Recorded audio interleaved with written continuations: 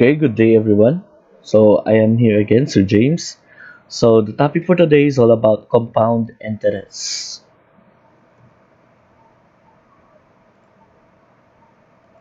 Okay, so what is compound interest? So compound interest is interest calculated on the initial principal, which also includes all of the accumulated interest from previous periods on a deposit or a loan, also known as interest on interest. So after a certain period of time, mag-interest ang imong amount. So that interest will be added to the principal. Okay? So after again another certain period of time, okay, the principal plus the added interest is nanapoy interest. So that is compound interest. So let's have an example for that later. Okay, so there are formulas for compound interest. Okay, for the final amount, this is the formula. Okay, principal times 1 plus I to the power of n. Okay, or this one. I here is the uh, periodic rate. Okay, that is also equivalent to R over M. So it's either you can use this one or this one. If you have the value for I, use this one since this is much simpler compared to this one. Okay, for the principal, okay, this formula is derived from the previous one. Okay, so principal is final amount times 1 plus I to the power of negative n. Okay, or this one. Okay, another formula is for R. So we have the formula now for final amount for the principal, and this time for R is for rate. Okay, so this is derived from either of the two. Okay, okay, and lastly for the time. Okay, so time here is this one. Okay, how did we get for the time? Remember, this is derived from this one. N is m times t, so we extract t. So we have the formula for t. Okay, so what are the variables involved? I, when we're talking about I, that is our compound interest, the total amount of interest, okay, in a period of time. The P is the present value of F, or this is the original amount again. So there is no changes, okay, compared with the simple interest. Okay, the R is the rate of interest. Okay, R here is always represented in the present form. Okay, T is time per year. So when we're talking about T, always in year. F is the compound amount, or para mas di malimtan, final amount. M is the conversion period. Okay, so when we're talking about conversion period, that is, we're talking about annually, semi-annually, quarterly, or monthly. Okay, so for semi-annually, when we say annually, that is per year. How many year in a year? So that is automatically there is 1 year in a year. Therefore, M is equal to 1. When we say semi-annual, that is half year. How many half year in a year? Therefore, M equals 2. How many quarters in a year? Therefore, 4. How many months in a year? There are 12 months in a year. Therefore, M is 12. Okay. N is the total number of conversion periods. So you have N equals M times T. Okay. What is this N? So let's say you have 2 years. Compounded monthly. So the question now, your N is how many months in 2 years? So therefore, that is your M is 12 times 2. 12 times 2, therefore, there are 24 months in 2 years. So that is your N. And for I is the periodic rate. The rate per period. Okay. So you have I equals rate over M. So let's have an example for compound interest. Example number 1. Okay, so in the right side of your screen, okay, there are the formulas to be used. Okay, number 1. Find the final amount of 12,500 at 3% interest, compounded annually for 5 years. So we're looking for the final amount. Okay. So unknown just final amount, ha? So wala siya sa given. So what is this 12,500? Okay. Again, F here and P is represented by a value or amount. Okay. So sila ra jud duha. Si rate is represented by percent form, si time is represented by year. Okay. Since we are looking for the final amount, so X na jud si F. So this amount here, 12,500 is si P. Okay. So what is this 3%? Okay, so very good. That is the rate. So 3% is equal to 0.03. Okay, just divide this 3 by 100 and cancel out the percent form. So you have 0.03. Your time is 5 years, so your T is 5. Compounded annually. Remember, when we say annually, your M is 1. Okay. And for N, that is M times T, so you have 1 times 5. Okay, your M, just copy 1. And your T is 5. 1 times 5 is 5. Okay, and for your I, that is R over M. Just copy the R. Your rate is 0.03. Your M is 1. So your answer is 0.03.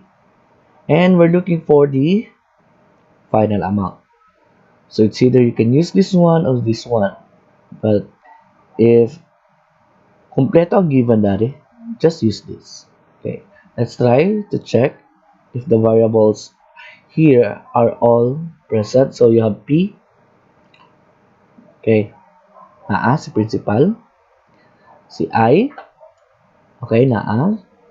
0.03. And your N is not po. So choose this one. So to solve for the final amount, we choose this formula. Substitute all the values na lang dayon of the variables. For P, that is 12,500. Your I is 0.03. Your N is 5. Okay. So, i-copy lang nato. Okay. Remember PEMDAS. For PEMDAS, always solve first the parentheses, inside the parentheses. Okay. So, 1 plus 0.03, 1.03. After parentheses is the exponent. Okay, 1.03 to the power of 5. Okay, so you have 1.1593. Just copy the 12,500 kaya pa man nato na sige hilabtan. So kanilang sa 1.03 to the power of 5, you have 1.1593. And multiply this value to your 12,500. Therefore, your final amount is 14,490.93. Okay. So, siguro alam mo, gakabalaka mo kay na discrepancy with your answer.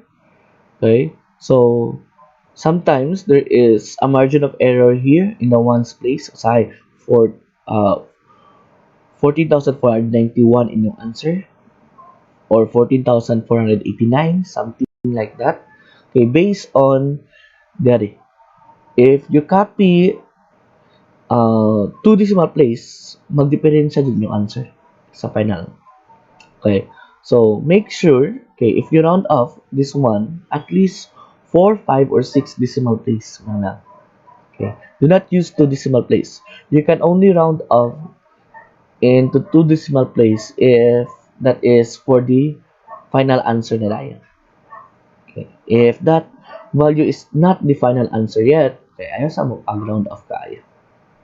Okay, so this is your answer. Okay, so that's for example number 1. Okay, let's proceed for example number 2. So, for kaganiya, nakasolve na tag final amount. Okay, let's choose another example. Find the present value.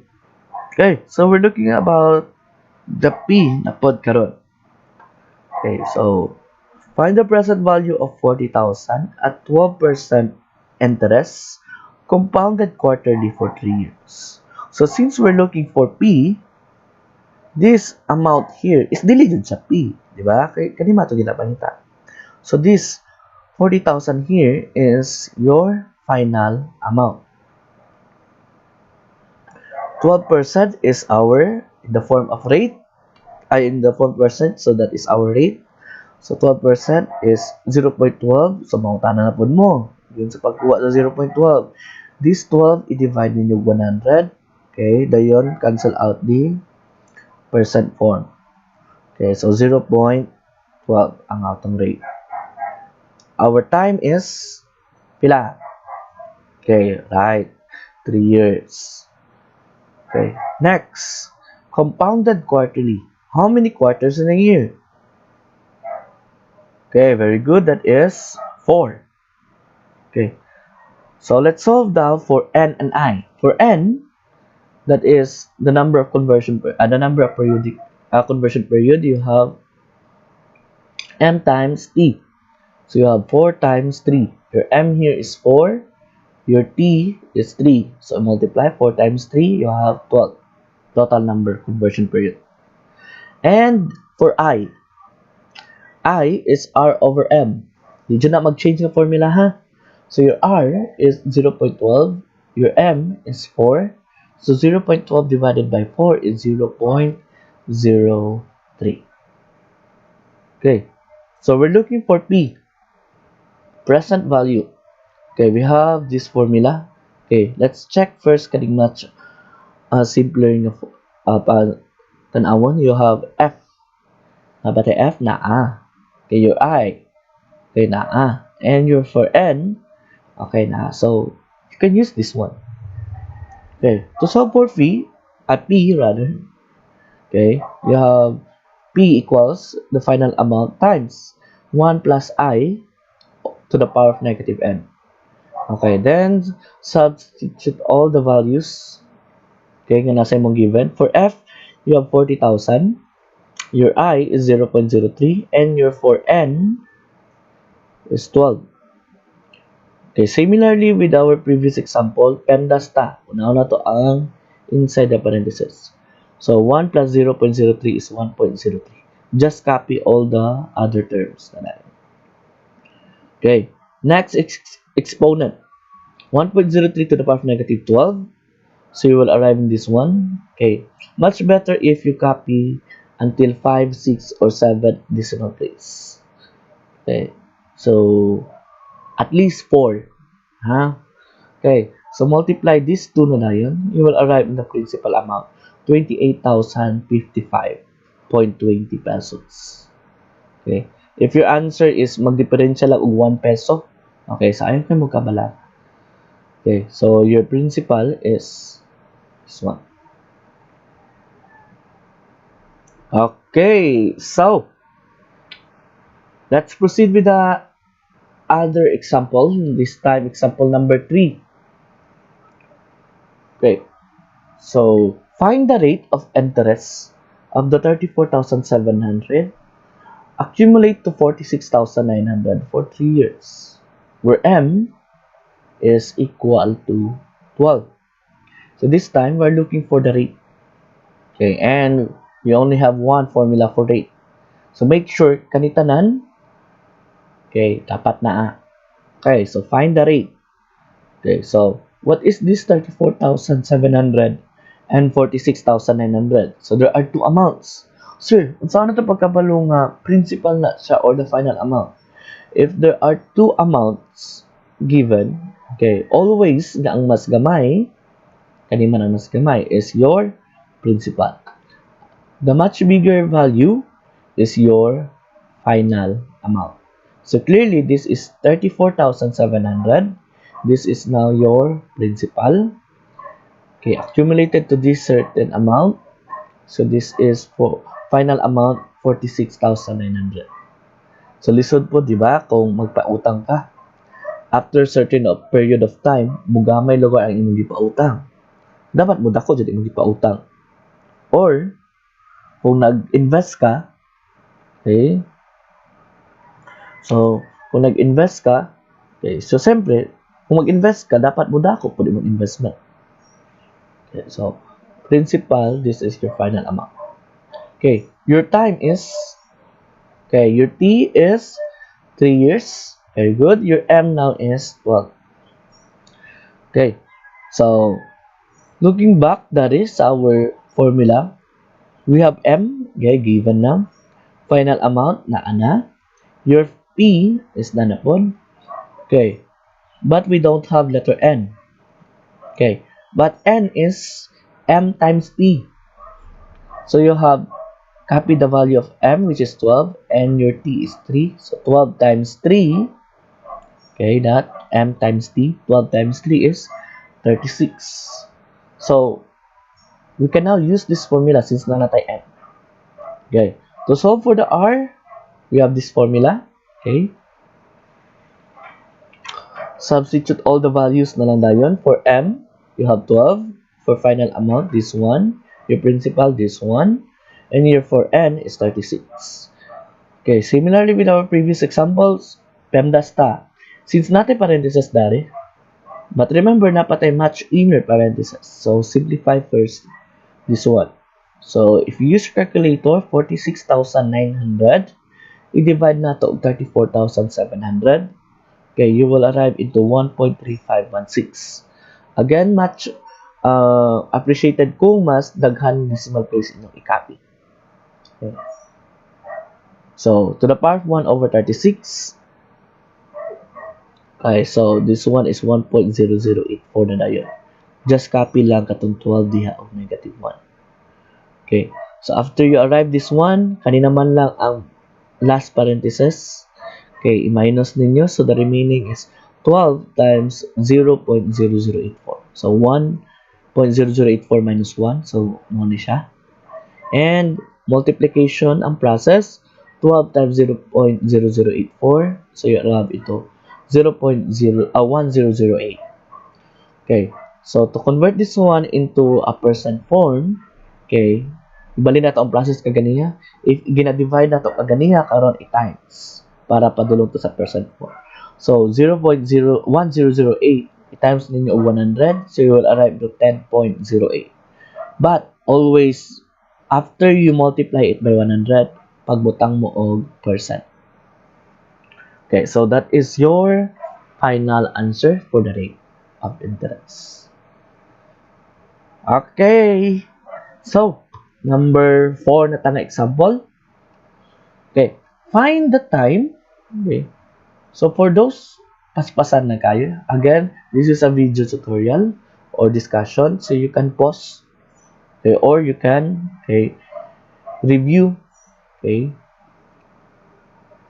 the discussion lang. Okay, pwede man ninyo balik-balik ko ng video. Okay, para di kayo ninyo, para makuha na kayo ninyo. Okay, so this time, find the time of the financial transaction of the amount 29,360 accumulate to 36,700 at 8% compounded semi-annually. So this time we're looking for the time. Okay, so let's try to write all the given. Okay, remember there are two amount again. So unsa ning 29,360? This is much lesser compared to this value. So therefore, this is, okay, correct. This is your principal. Mas kama dyan ang principal.